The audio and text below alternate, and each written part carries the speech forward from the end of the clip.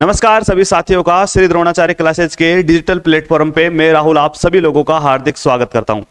साथियों, CET 10+2 exam के लिए भारत के भूगोल में ये सिलेबस दे रखा है और इस सिलेबस को हम पूरा अध्ययन करेंगे क्लासों में। और आप देखिएगा कि ये क्लासें इतनी इंपॉर्टेंट होने वाली है कि आपको पूरा का पूरा भूगोल ऐसे कैसे याद भी हो जाएगा और ऐसे कैसे समझ में भी आ जाएगा। और देखना, एक भी क्वेश्चन यहां से आपकी एग्जाम में नहीं छूटने वाला है ना। तो सिलेबस में क्या दे रखा है, सबसे पहले उसकी बात कर लेते हैं। सिलेबस में दे रखा है भारत की भौतिक विशेषताएं, जिसके अंदर पर्वत, पठार, मरुस्थल, मैदान ये शामिल होते हैं। लेकिन मैं कहूंगा इसके अलावा भारत की स्थिति, विस्तार, है ना, कि भारत कौन से अक्षांश में स्थित है, कौन से देशांतरों के मध्य स्थित है, उनका अंतराल क्या है, इसके बारे में भी जानकारी होनी चाहिए, है ना।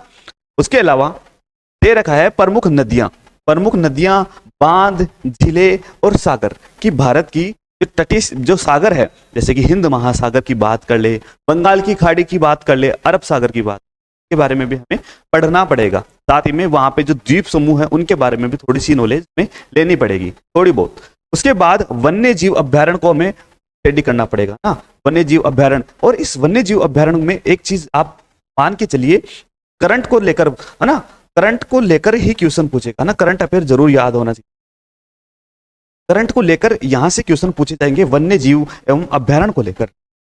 उसके बाद हम पढ़ेंगे आपदा प्रबंधन के बाद जलवायु परिवर्तन और पर्यावरणीय चुनौतियां, ये भी करंट को लेकर चलते हैं।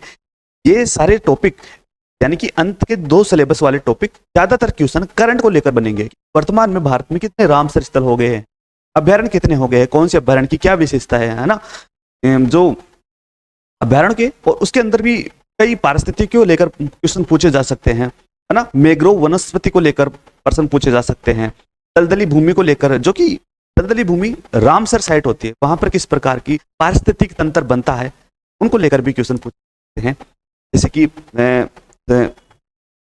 जो कि संगाई हिरण है, डांसिंग डियर, वो कौन से अभ्यारण्य में पाया जाता है ना। गोंगे डॉल्फिन जो कि हमारी समुद्री राष्ट्रीय जीव है, वो कहाँ पे पाई जाती है। उसके अलावा सफेद भालू कहाँ पे पाए जाते हैं। ये सब क्वेश्चन यहाँ से बनते हैं। ये सिलेबस का एक मोटा मोटा रूप है। ये सिलेबस हमें अध्ययन करना है, ठीक है। तो आज की क्लास के अंदर ही स्टार्ट कर देते हैं हमारे इस सिलेबस को समझना। और सबसे पहले हम भूगोल के बारे में थोड़ा बहुत डिस्कस कर लेते हैं ना, कि भारत के भूगोल को पढ़ रहे हैं तो थोड़ा बहुत भूगोल को भी अध्ययन कर लेते हैं। भूगोल आखिरकार क्या है। देखो, भूगोल 2 शब्दों से मिलकर बना है ना। एक तो बना है जियो और दूसरा बना है ग्राफी, ना। जियो का अर्थ होता है पृथ्वी, और ग्राफी का अर्थ होता है वर्णन करना। ये इसका अर्थ होता है, अध्ययन करना भी इसे हम कह सकते हैं। अध्ययन आने से अर्थ है। भूगोल के बारे में और भी बात करें तो भूगोल में आखिरकार होता क्या है।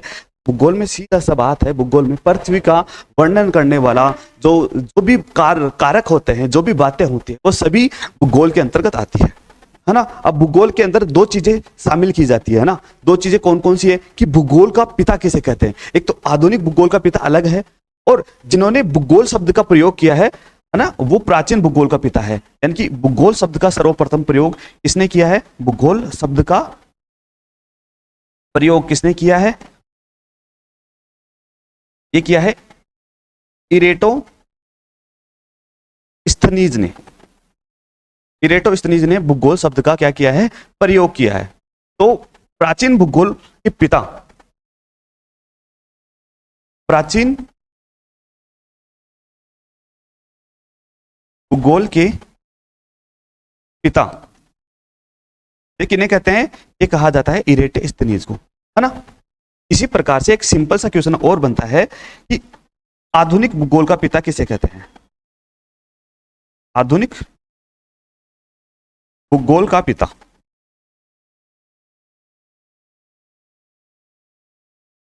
है ना, ये कहा जाता है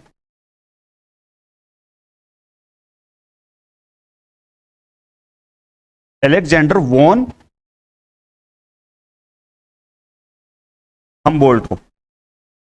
इरेटोस्थनीज की एक किताब भी आती है जिसका नाम है ज्योग्राफिया। इरेतिस्थनीज की एक किताब आती है जिनका नाम है ज्योग्राफिया। अब देखिए भूगोल शब्द का प्रयोग इरेतिस्थनीज ने अपनी कौन सी पुस्तक में किया था? ये किया था ज्योग्राफिया पुस्तक के अंदर किया था। एलेक्जेंडर वोन हम्बोल्ट ने भूगोल को विस्तार से और विस्तार के साथ तो अध्ययन, विस्तार के साथ इसका वर्णन किया है ना। इनकी एक पुस्तक आती है, वो आती है कोसमोस।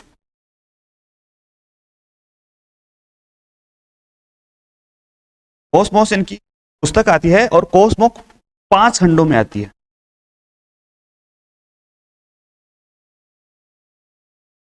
5 खंडों में आती है। तीसरा खंड खगोल के बारे में है, खगोल विज्ञान के बारे में, अक्सर ऐसा क्वेश्चन। उसके अलावा पहले और चौथे खंड के अंदर एशिया का वर्णन भी किया गया है। एशिया के साथ साथ भारत के भूगोल का भी वर्णन किया गया है, इसलिए भूगोल के पिता इन्हें कहा जाता है। ये आपको सिंपल सी बात है, वो आपको याद रखनी है। सिंपल सी बात, अभी हमने कुछ स्टडी नहीं किया है, अभी हमें ज्योग्राफी के बारे में समझा है कि भूगोल क्या होता है। भूगोल के जो पुराने विचारक थे, भूगोल जहां से शुरुआत होती है वह कौन थे, वो मैंने आपको बता दिया। बाकी इसके अलावा भूगोल में बहुत सी शाखाएं हैं और सब शाखाओं के अलग अलग विद्वान मौजूद है और उन्हें उनका पिता भी कहा जाता है। अब देखो आगे भूगोल के बारे में अध्ययन करते हैं तो सीधा सीधा हम चलते हैं भारत की स्थिति और विस्तार। पहला टॉपिक यहां से स्टार्ट हो जाता है, भारत की स्थिति एवं विस्तार को लेकर, है ना। हमारा पहला टॉपिक यहां से स्टार्ट हो जाता है, भारत स्थिति एवं विस्तार। अब भारत की स्थिति एवं विस्तार हम देखें तो भी हम 2 भागों में डिवाइड कर सकते हैं। भारत की स्थिति को 2 भागों में किस प्रकार से डिवाइड कर सकते हैं? देखिए पहला तो हम कर सकते हैं कि भारत की ग्लोब में क्या स्थिति है। ग्लोब का मानी ग्लोब, अभी हम भूगोल अध्ययन कर रहे हैं तो ग्लोब मानी हमारी पृथ्वी। एक तो पृथ्वी में भारत की स्थिति कौन सी जगह पे है, और दूसरा हम कर सकते हैं कि पृथ्वी के अंदर भी एक महाद्वीप है तो कौन से महाद्वीप में है और कौन से महाद्वीप के कौन से भाग में भारत अवस्थित है या स्थित है। ऐसा क्वेश्चन पूछ लिया जाता है। तो ग्लोब के अंदर देखो ग्लोब को समझने के लिए थोड़ा बहुत मैं अक्षांश देशांतर के बारे में बता देता हूं, है ना। विस्तार के साथ नहीं बता पाऊंगा, थोड़ा बहुत समझने का प्रयास कीजिएगा। देखो ग्लोब के मध्य से एक काल्पनिक रेखा गुजरती है जिसका नाम है 0 डिग्री अक्षांश रेखा। 0 डिग्री अक्षांश रेखा, है ना। इस रेखा को विषुवत रेखा भी कहा जाता है, विषुवत रेखा भी इसे कहा जाता है, ठीक है। अब 0 डिग्री अक्षांश रेखा के समानांतर जो भी रेखाएं हैं वो सारी की सारी क्या है? अक्षांश रेखाएं, ठीक है। और ये पृथ्वी के बिल्कुल मध्य से गुजरने वाली काल्पनिक रेखा है। अब ऐसे ही जैसे यहां पे हो गया 1 डिग्री अक्षांश, 2 डिग्री अक्षांश, 3 डिग्री अक्षांश, और यहां पे आते आते आ जाएगा 23.5 डिग्री अक्षांश, है 23.5 डिग्री अक्षांश। अब 23.5 डिग्री अक्षांश ये उत्तर की ओर है ना। देखो करक जो भूमध्य रेखा है उसके ऊपर की ओर उत्तर दिशा, नीचे की ओर दक्षिण दिशा। मैं ऐसे मान के चल रहा हूं कि अभी तक आपको भूगोल के बारे में कुछ नहीं पता है, उस हिसाब से पढ़ रहे हैं। ये 23.5 डिग्री अक्षांश रेखा है और इस अक्षांश रेखा को करक रेखा कहा जाता है, ठीक है। और ये करक रेखा भारत के मध्य से होकर गुजरती है ना। भारत के मध्य से होकर गुजरती है तो यहां से क्वेश्चन पूछा जा सकता है। करक रेखा राजस्थान के दक्षिण से होकर गुजरती है ना। ऐसे क्वेश्चन पूछ लिया जाता है। करक रेखा और इसी प्रकार से दक्षिण के अंदर एक 23.5 डिग्री दक्षिणी अक्षांश है।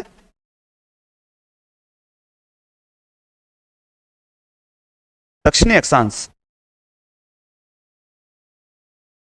इस दक्षिणी अक्षांश को किस नाम से जाना जाता है?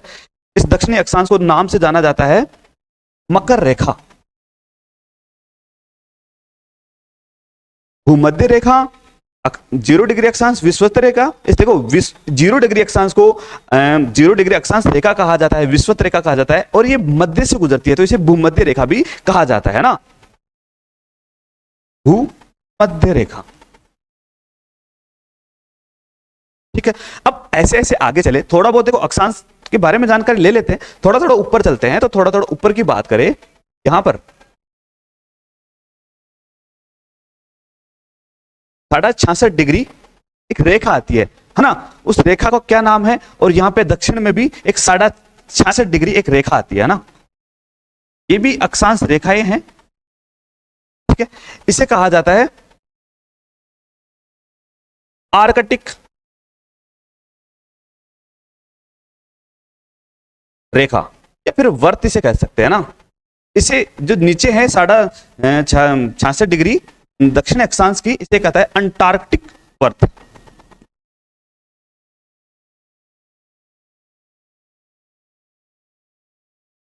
रेखा। अब मैं इसे वर्त शब्द क्यों प्रयोग में ले रहा हूं, वर्त इसे क्यों बोल रहा हूं? क्योंकि जो अक्षांश रेखाएं होती है वह ग्लोब के चारों तरफ होती है। कि ये 0 डिग्री अक्षांश रेखा है तो ये ग्लोब के चारों तरफ की संपूर्ण रेखा 0 डिग्री अक्षांश रेखा है। देखो याद रखना है, ये पूरी वर्त रेखा है। जबकि जब मैं बात करूंगा देशांतर रेखाओं के बारे में, जो कि देशांतर रेखा है उत्तर से दक्षिण की ओर एक उत्तरी ध्रुव को दक्षिणी ध्रुव से मिलाती है, वह वो अर्धवर्त है। ये पूर्ण वर्त है, वो अर्धवर्त रेखाएं हैं। ये भी आपको याद रखना है ना। देखो अभी समझ में आ जाएगा, ठीक है। ये क्या है? आर्कटिक रेखा है, ये अंटार्कटिक रेखा है। देखो, और मैं आपको एक और बात बता दूं कि ऐसा कौन सा महाद्वीप है जिसके अंदर करक रेखा, भूमध्य रेखा और जो मकर रेखा तीनों आती है, वो अफ्रीका महाद्वीप है। उसके अलावा भी इनसे बहुत से क्वेश्चन बनते हैं, ठीक है। ऑस्ट्रेलिया के जो मकर रेखा है वो लगभग ऑस्ट्रेलिया के मध्य से होकर गुजरती है। करक रेखा भारत के मध्य से होकर गुजरती है। करक रेखा को दो भागों में कौन सी नदी डिवाइड करती है? माही नदी डिवाइड करती है। इसी प्रकार से अफ्रीका की नदियां हैं जो कि मकर रेखा और भूमध्य रेखा को दो भागों में डिवाइड करती है, यानी कि 2 बार काटती है, ऐसा कुछ, ठीक है। अब देखो ये मैंने अक्षांश के बारे में बता दिया है, अक्षांश, ठीक है। अब अक्षांश के बारे में थोड़ा बहुत और समझ में आए तो अक्षांश के बारे में इतना मैंने बताया। अब ऐसे ऐसे उत्तर की ओर चलेंगे तो यहां पर एक बिंदु के रूप में आ जाएगा ना। अब मैथ का थोड़ा बहुत नॉलेज है तो आखिरी वाला बिंदु के रूप में हो जाता है, और बिंदु के रूप में जो होगा वो होगा 90 डिग्री अक्षांश।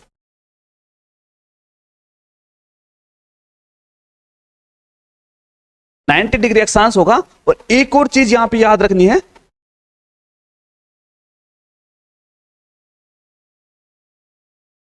एक और बात याद रखनी है कि यह बिंदु के रूप में होगा, ना कि रेखा के रूप में। क्योंकि आपको पता है मैथ पढ़ते हैं तो 90 डिग्री बिल्कुल टॉप पे होता है, ये बिंदु के रूप में होगा, अक्षांश रेखा नहीं होगा।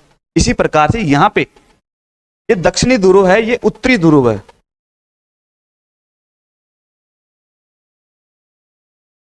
ये कौन सा है? दक्षिणी ध्रुव।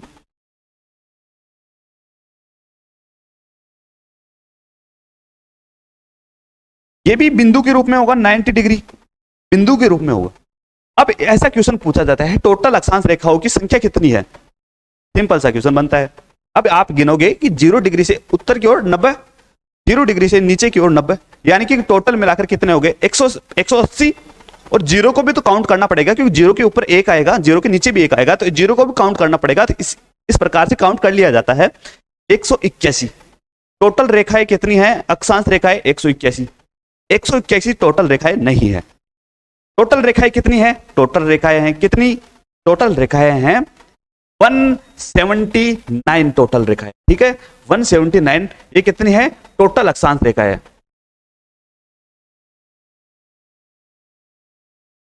टोटल। इसके पीछे का कारण क्या है? इसके पीछे का कारण इन दोनों को काउंट नहीं किया जाता, इसके पीछे का कारण यह है। इसके बाद बात करें कि ये अक्षांश रेखाओं के मध्य की दूरी कितनी होती है, तो मध्य की दूरी होती है 111 किलोमीटर। इनके मध्य को भाग को कटिबंध जोन कहा जाता है ना, कटिबंध या फिर जोन, इनके मध्य को भाग को कहा जाता है।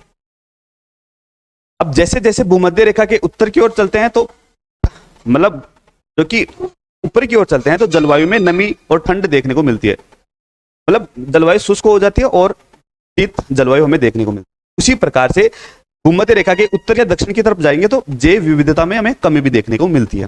तो ये हमें अक्षांश रेखाओं के बारे में मैंने आपको समझा दिया है। एक बार आप या स्क्रीनशॉट ले लीजिए या इन्हें एक बार देख लीजिए। उसके बाद हम देशांतर रेखाओं के बारे में मैं आपको बताऊंगा। फिर भारत की एक्चुअल में ग्लोब में क्या स्थिति है वो हम स्टडी करेंगे।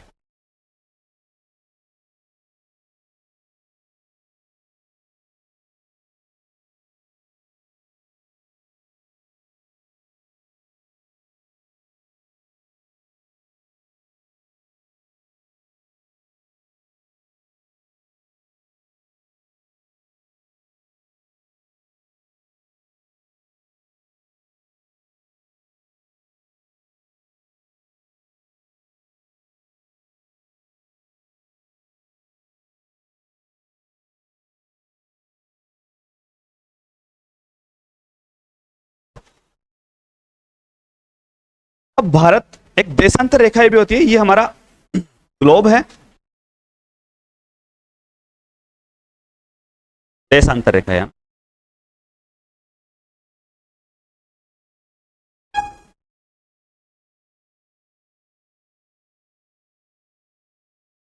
ये हमारा क्या है, ग्लोब है। और ग्लोब के मैंने अभी जस्ट आपको बताया, एक है उत्तरी ध्रुव, एक है दक्षिणी ध्रुव, दो ध्रुव आते हैं। और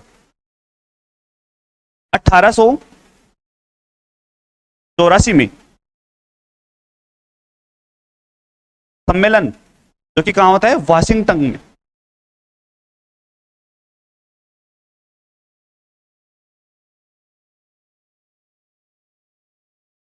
इस सम्मेलन में डिसाइड किया जाता है कि हम एक समय रेखा डिनोट करेंगे। समय रेखा क्या होगी, 0 डिग्री देशांतर रेखा।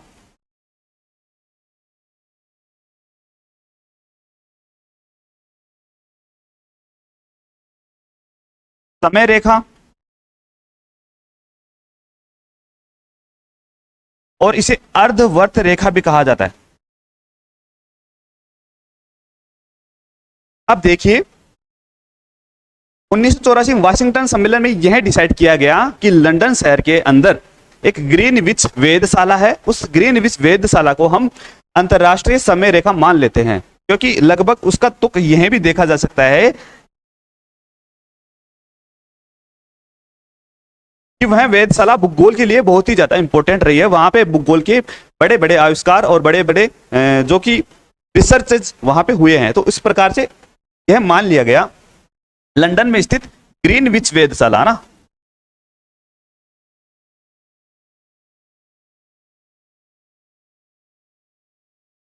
और यह खगोल वेधशाला है, और इसे मान लिया गया 0 डिग्री देशांतर रेखा। 0 डिग्री देशांतर रेखा के साथ इसे ग्रीनविच रेखा भी कहा जाता है।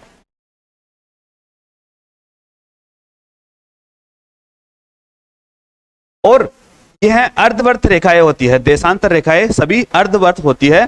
जैसे कि जो कि हमने देखा, अक्षांश रेखाएं पूर्ण वर्त होती है, पूरे ग्लोब के चारों तरफ, ये चारों तरफ होती है। लेकिन अर्ध, ये देशांतर रेखाएं यहां से जहां तक इसके पीछे वाली रेखा इसमें शामिल नहीं होती है।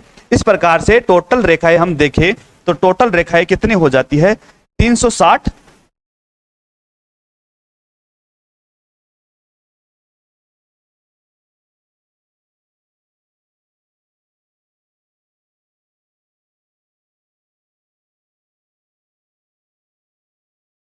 देशांतर रेखा है ना।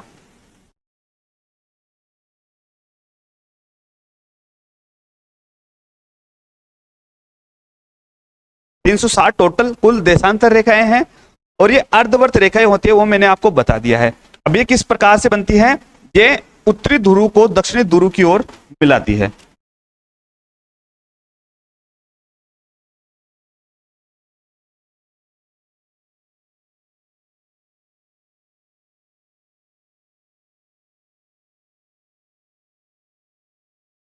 इस प्रकार के इनकी जो अधिकतम दूरी होती है, बीच की अधिकतम दूरी होती है, वो कहां पे होती है, भूमध्य रेखा में। भूमध्य रेखा के आसपास की जो इनकी दूरी होती है देशांतर रेखाओं की, वह अधिकतम दूरी होती है।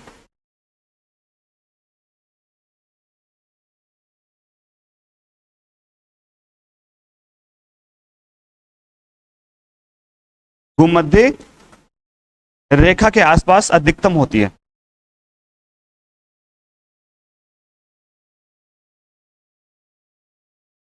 अधिकतम दूरी होती है।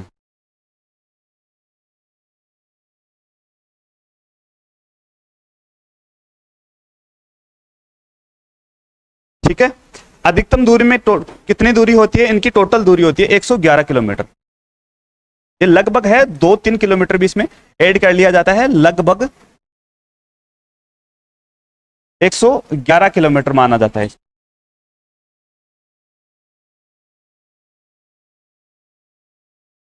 ठीक है, ये देशांतर रेखाओं के बारे में मैंने आपको बताया, जो कि अर्धवर्त रेखाएं होती। ठीक है, और भारत में 82.5 डिग्री देशांतर रेखा को समय रेखा माना गया है ना। भारत का समय रेखा इसी प्रकार से हर एक देश की मानक समय रेखा होती है, वो वहां उस देश की समय को डिनोट करने के काम आती है ना।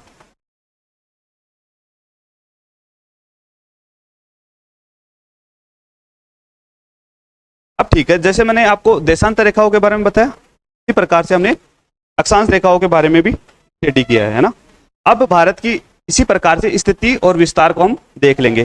पहले आप इसका स्क्रीनशॉट ले लीजिए।